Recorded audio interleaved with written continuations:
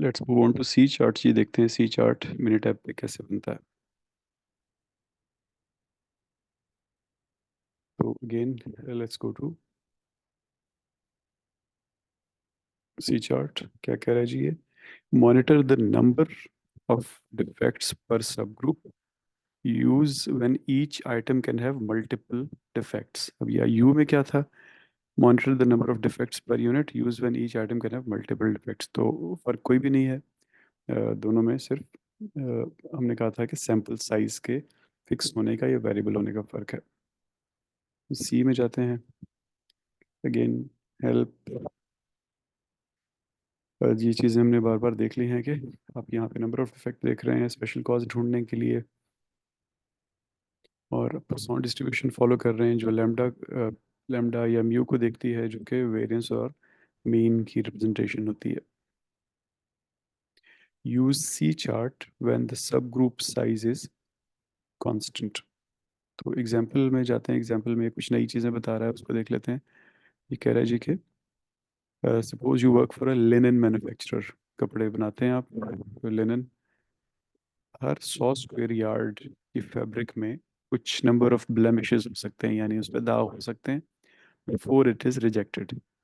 For quality purpose you want to track the number of blemishes per 100 square yards over a period of several days to see if your process is behaving predictably. You want the control chart to show control limits at 1, 2 and 3 standard deviations। यानी वैसे तो हम सिर्फ 3 पे देख रहे होते हैं, लेकिन ये कह रहा है 1, 2, 3 तीनों पे देखो, above and below center line। तो लेट्स सी, चलते हैं और फाइल खोलते हैं। यहाँ पे वही QC वाली फाइल यूज़ कर रहा है जो हमने पहले भी की है।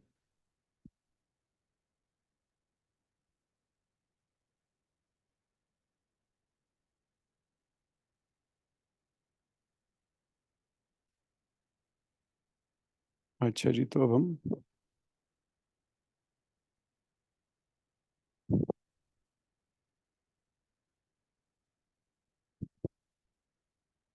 ये ब्लेमिशेस जो है ये यहाँ पे रिकॉर्ड हुए हैं C9 में। तो दूसरी तरफ देखते हैं कि ये हमें फिक्स्ड साइज कहाँ से दे रहा है, कौन से कॉलम से। तो एग्जाम्पल में देखते हैं कि ये कह रहा है कि वेरिएबल्स में ब्लेमिश डालें।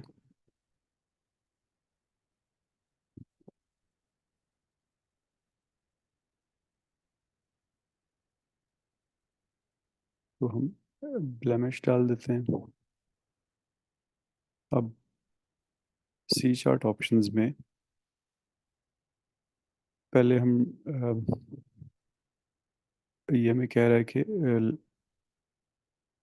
1, 2, 3 स्टैंडर्ड डेविएशंस पे इसको लाइंस चाहिए, तो 1, 2, 3 लिख देते हैं यहाँ पे।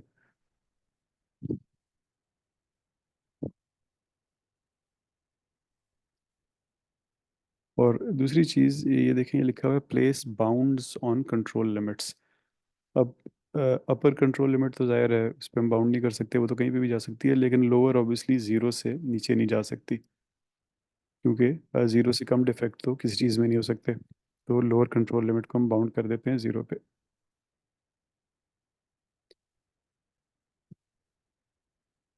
तो चार्ट आ गया। चार्ट से पहले हम अपनी सेशन विंडो को देख लेते हैं। सेशन विंडो में कुछ भी ये नहीं बता रहा है, इसका मतलब है कहीं पे कोई फेलियर नहीं है।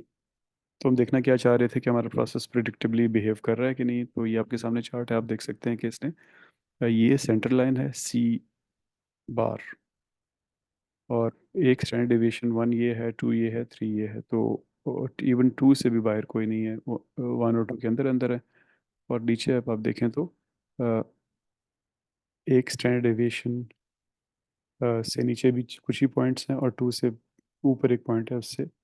एक्चुअली ये 2 भी नहीं है, 2 से भी थोड़ा ऊपर है, तो इसका मतलब 2 तक भी कोई पॉइंट नहीं है। तो इसका मतलब है आप देखना चाह रहे थे कि आपका प्रोसेस प्रिडिक्टिबली बिहेव कर रहा है, तो यू नो नाउ कि आपका प्रोसेस प्रिडिक्टिबली बिहेव कर रहा है।